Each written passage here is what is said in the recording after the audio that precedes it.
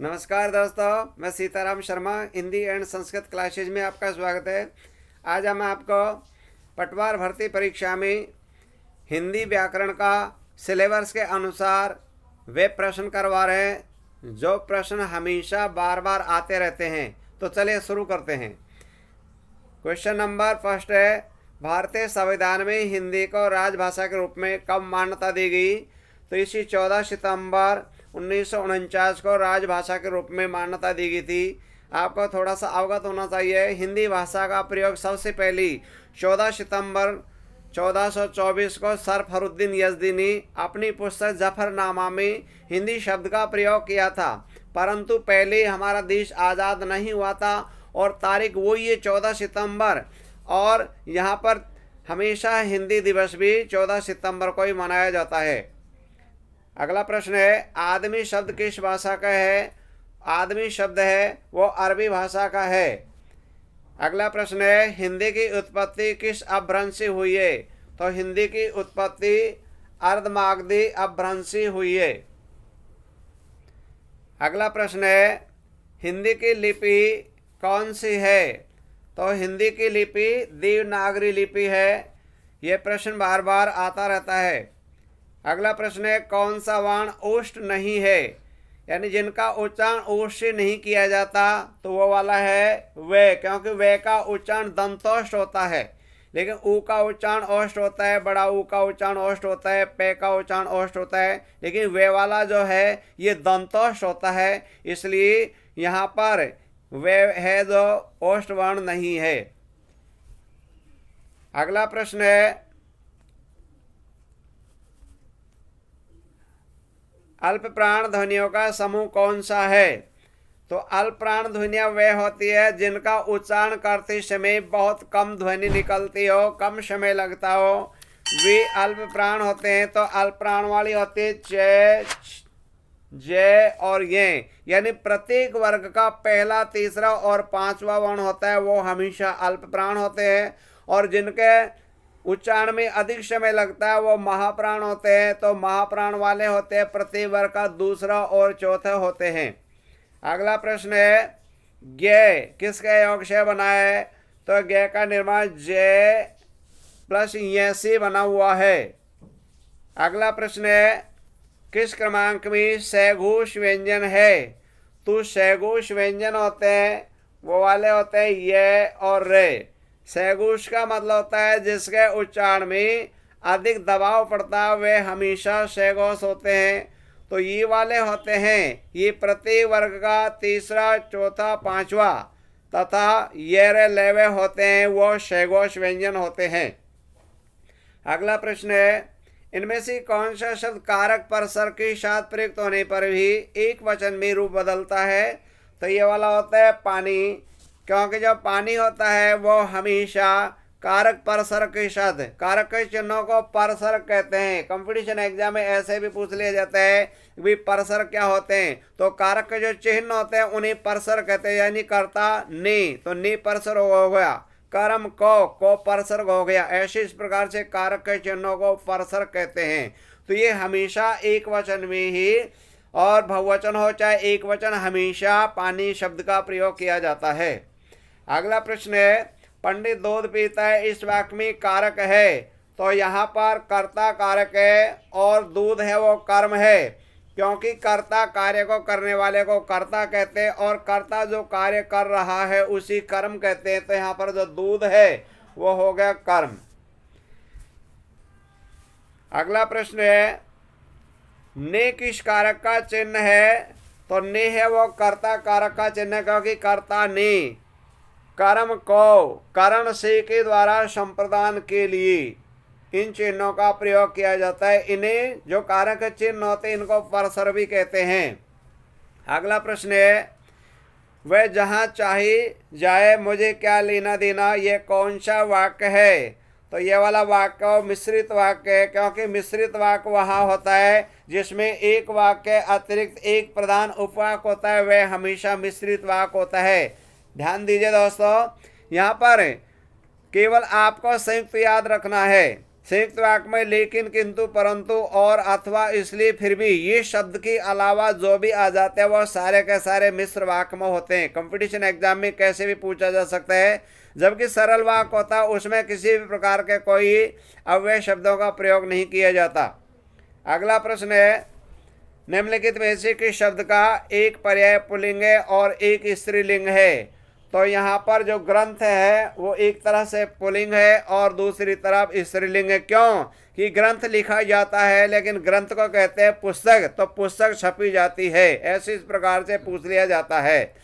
ऐसे अनेक बार प्रश्न आते रहते हैं कि निम्न में से किस शब्द का एक पर्याय पुल्लिंग और एक स्त्रीलिंग है? जबकि गाय हमेशा स्त्रीलिंग पुल्लिंग नहीं होता, सिर हमेशा पुल्लिंग होता है, अर्क यानी धतूरा वो हमेशा पुल्लिंग होता है। लेकिन ग्रंथ है वो पुल्लिंग में भी प्रयोग किया जाता है और स्त्रीलिंग में भी प्रयोग किया जाता है।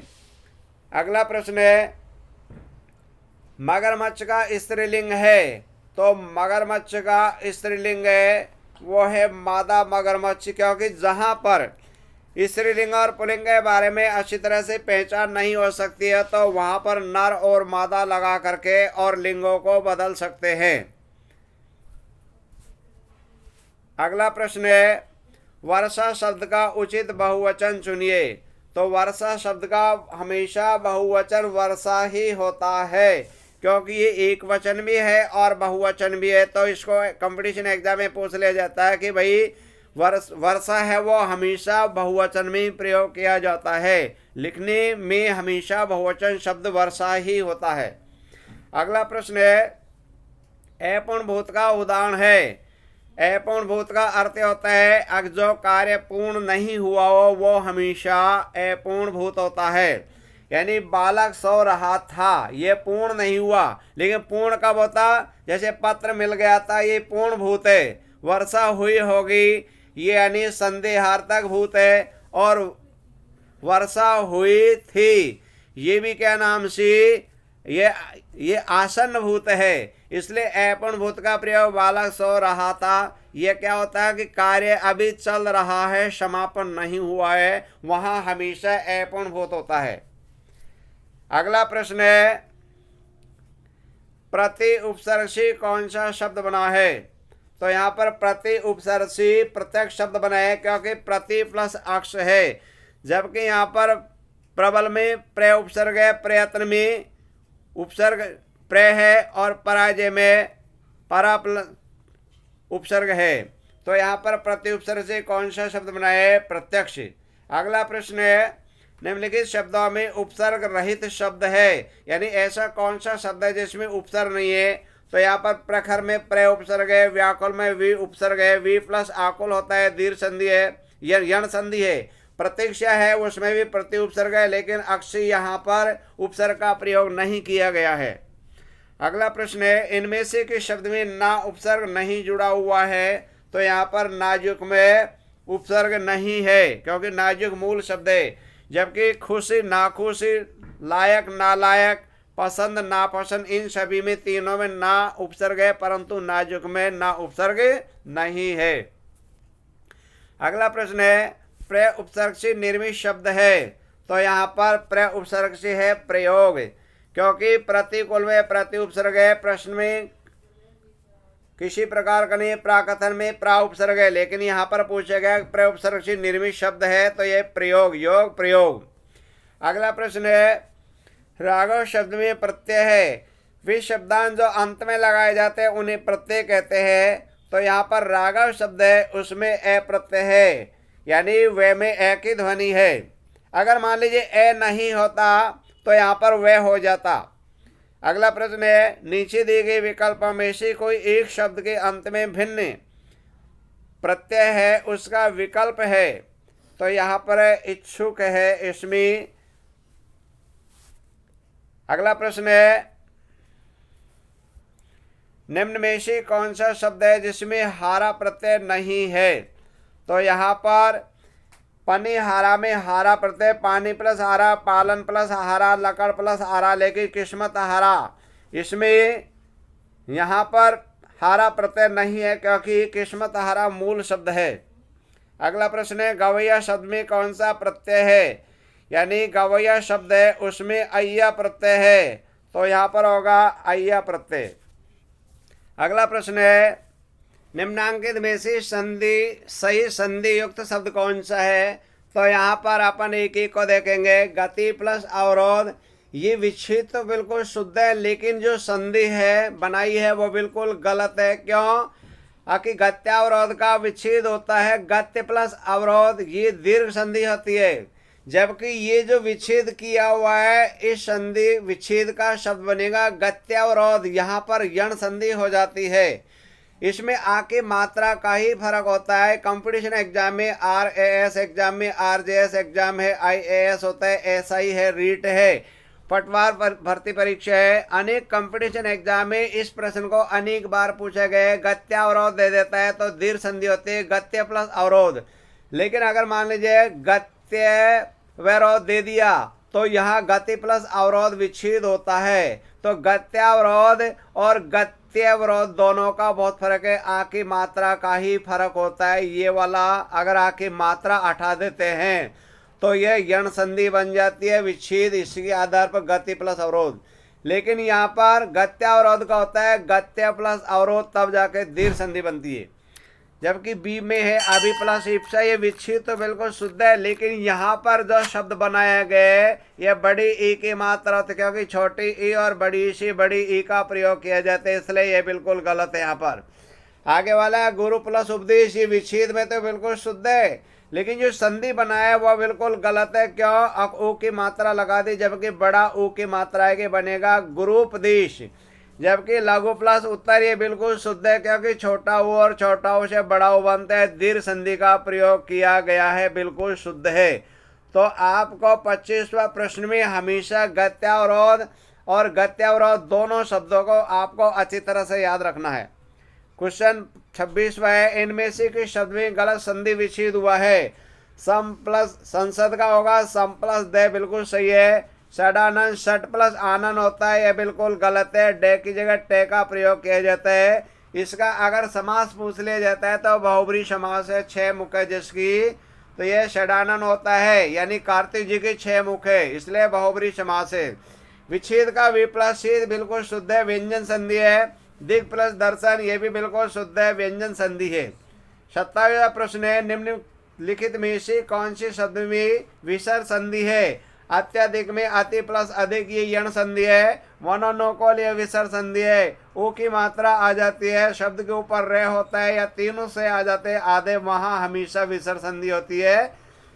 उत्तम में यहाँ पर संधि शब्द है लेकिन विच्छेद नहीं हो सकता। तन्मय में तत्प्लस में ये व्यंजन संधि का प्रयोग किया गया है। अगला प्रश्न है अहोरात्र शब्द का संधि विशेष शब्द है, तो इसका हो जाता है एहन प्लस रात्रि। एहन का अर्थ होता है दिन, रात्रि यानी रात्रि, तो यह हो गया दिन और रात। अगर इसमें मान लीजिए समास पूछ लिया जाता है तो यहाँ पर द्वंद्व समास है। द्वंद्व समास में हमेशा और शब्द का प्रयोग किया जाता है विग्रह करने पर।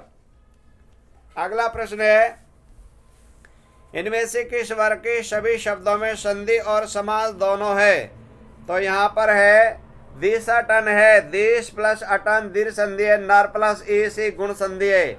जबकि देशगत है सकपुरा और सारे के सारे में एक में है, लेकिन इसमें नहीं है। जैसे मान लो काली मिर्च है, समास है लेकिन इसका विच्छेद नहीं होगा। शीतोष्ण का तो हो जाएगा, बहुतारण का हो जाएगा, मदांत का नहीं होगा, ऐसी इस प्रकार से। अगला प्रश्न है बहुब्रीहि समास में कौन सा पद प्रधान होता है? तो बहुब्रीहि समास होता है वहाँ कोई भी पद नहीं, अन्य पद प्रधान होता है, नहीं तीसरा पद है वो प्रधान होता है। कंपटीशन एग्जाम में अनेक बार पूछा जाता है। अगला प्रश्न है सामासिक पद पीताम्बर का सही विग्रह होगा? तो यहाँ पर होगा पीतजम्बर। यहाँ पर समास पीताम्बर है उसमें बहुब्रीहि समास का प्रयोग किया जाता है। अगर बहुब्रीहि समास नहीं होता है तो कर्मधारय समास कर सकते हैं, पीत है जो अंबर। यहाँ पर यानी अगला प्रश्न है निम्न में से किस शब्द में उपसर्ग और प्रत्यय दोनों जुड़े हुए हैं? यानी यहाँ पर ऐसा शब्द ढूंढना है जिसमें उपसर्ग भी है और प्रत्यय भी है। तो यहाँ पर होगा अलौकिक, यानी ऐता हो गया उपसर्ग और यहाँ पर एक होगा प्रत्यय, तो यहाँ पर लौकिक शब्द बन गया। अगला प्रश्न है इनमें से किस वाक्य में भाववाचक का प्रयोग हुआ है? तो यहाँ पर भाववाचक का प्रयोग हुआ है, उससे धूप में चला नहीं जाता। यहाँ पर भाववाचक का प्रयोग किया गया है। भाववाचक का ध्यान दीजिए, वाच्य में हमेशा कर्म नहीं होता है, अकर्म क्रिया का उदाहरण होता है। जबकि मोहन के द्वारा कपड़ा सिया जाता है, मोहन के द्वारा क्या सिया जाता है? कपड़ा। बालक पुस्तक पढ़ रहे, कर्तवाचक सीता ने खाना बनाया, ये कर्मवाचक सीता ने क्या बनाया? खाना बनाया, लेकिन उससे धूप में चला नहीं जाता। क्या नहीं चला जाता? तो यहाँ पर भाववाचक होता है, उसमें कभी भी कर्म नहीं होता है, केवल क्रिया ही होती है। अगला प्रश्न है, इनमें से कौन सा शब्द भाववाचक संज्ञा है? भाववाचक संज्ञा शब्दों के अंत में प्रत्यय शब्दों का प्रयोग किया जाता है। तो यहाँ पर पेड़ है वो जातिवाचक है, पुस्तक है जातिवाचक है, रजाई है वो जातिवाचक है, लेकिन पढ़ाई है वो हो गया यहाँ पर भाववाचक संज्ञा को पढ़ना क्रिया है और आय प्रत्यय जुड़ गया है।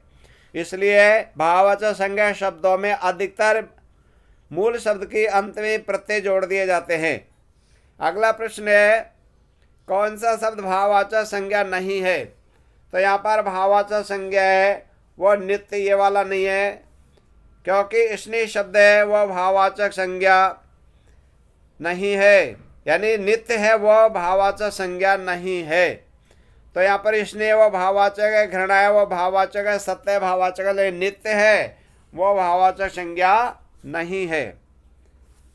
अगला प्रश्न है, सामने जो बड़ा महल दिखाई दे रहा है वह मीरा है, इसमें कौन सा सर्वनाम है? तो यहाँ पर निश्चयवाचक सर्वनाम है। निश्चयवाचक सर्वनाम वहाँ होता है हमेशा जो सर्वनाम शब्द होता है उसके तत्काल बाद मेरा, मेरी, मेरे इन शब्दों का प्रयोग होता है, तो वहाँ हमेशा निश्चयवाचक सर्वनाम होता है। अगर मान लीजिए वह घर है ये दे देती तो ये विशेषण हो जाता संकेतवाचक। इसलिए बहुत मोस्ट प्रश्न है, अगर मान लीजिए इसमें निश्चयवाचक सर्वनाम नहीं होता और यह दे देता कि वह घर है, तो यहाँ पर विशेषण हो जाता। लेकिन वह मेरा है, मेरा, मेरी, मेरी जहाँ पर भी आ जाता है, इसलिए यहाँ पर निश्चयवाचक सर्वनाम होगा।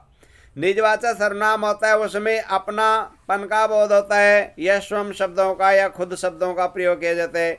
पुरुषवाचक सर्वनाम होता है वहाँ पर यानी वह, वे, तुम, तुम्हें, मैं, हम, हमी। अनिश्चयवाचक में हमेशा कोई, कहीं आदि शब्दों का प्रयोग किया जाता है या कुछ। अगला प्रश्न है, निम्न में से अनिश्चयवाचक सर्वनाम है? तो अनिश्चयवाचक सर्वनाम में हमेशा कोई, कुछ और कहीं का प्रयोग किया जाता है। मैं शब्द का हमेशा पुरुषवाचक में वह शब्द होता है, वह यानी निश्चय में भी प्रयोग किया जा सकता है और पुरुष में भी। कौन शब्द है वो प्रश्नवाचक सर्वनाम में प्रयोग किया जाता है। अगला प्रश्न है, किस क्रमांक में संबंधवाचक सर्वनाम है?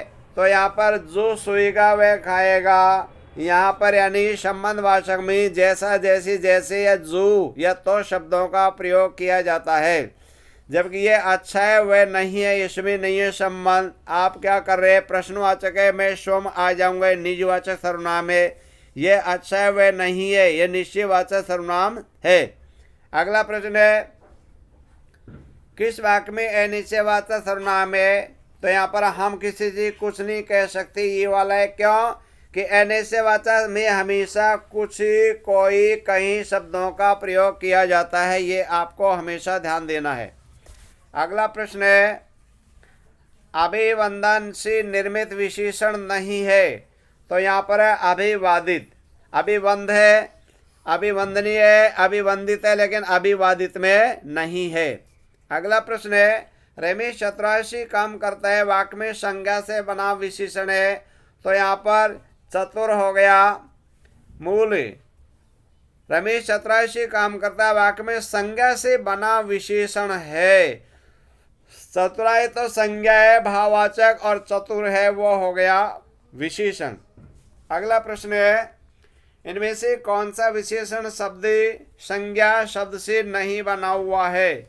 तो यहाँ पर है बाहरी।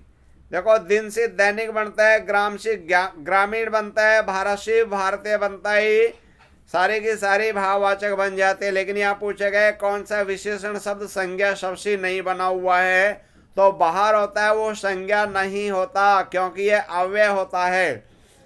अगला प्रश्न है, सूर्य का पर्यायवाची है तो सूर्य का पर्यायवाची अंशुमाली होता है। अगला प्रश्न है, डिक्रीज का सही समानार्थी शब्द है, तो यहाँ पर इसका होगा अनुज्ञप्ति। ये अनेक बार आता रहता है। अनुज्ञप्ति होते हैं वो एक काम के लिए सबकी सूचना जानने के लिए सरकार को भेजी जाती है।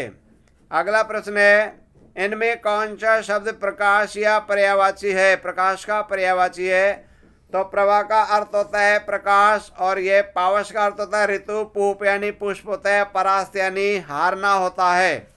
अगला प्रश्न है, सही वर्तने वाला शब्द है, तो सही वर्तने वाला शब्द है उच्छृंखल। ये वाला अनेक बार आता रहता है। अगला प्रश्न है, सही वर्तने वाला शब्द है, तो सही वर्तने वाला शब्द है ज्योत्सना होता है। ये हमेशा ध्यान देना, आधा तय होता है, आधा से का प्रयोग किया जाता है। ये भी बहुत बार आता रहता है। अगला प्रश्न है, सही वर्तने वाला शब्द है, तो सही वर्तने वाला शब्द होता है वह सदृशी। यह भी अनेक बार आता रहता है। अगला प्रश्न है, अशुद्ध वाक्य कौन सा है? तो पिताजी बस में से जाएंगी बिल्कुल गलत है, क्योंकि पिताजी बस से जाएंगी। पिताजी कल बस से जाएंगे शुद्ध है। पिताजी बस से कैसे जाएंगे, ये भी शुद्ध है। पिताजी बस से कैसे जाएंगे, ये भी शुद्ध है। दोनों सेम है, लेकिन यहाँ पर अशुद्ध पूछा गया है। अगला प्रश्न है, वर्तने की दृष्टि से कौन सा शब्द शुद्ध है? तो वर्तने की दृष्टि से अनधिकार शुद्ध है, अनाधिकार नहीं होता है। अन प्लस अधिकार बिल्कुल गलत हो जाते हैं, अनधिकार होता है। अगला प्रश्न है, वर्तने की दृष्टि से शुभ शब्द कौन सा है? वर्तने की दृष्टि से श्रृंगार शब्द है, क्योंकि श्रृंगार शब्द को इसी प्रकार से लिखा जाता है। अनेक बार ये कंपटीशन एग्जाम में आता रहता है। दोस्तों, अगर आपको ये वीडियो अच्छी लगी तो आप इसे लाइक करें तथा हमारे चैनल को सब्सक्राइब करें, ताकि अगली वीडियो का नोटिफिकेशन आपको मिल सके।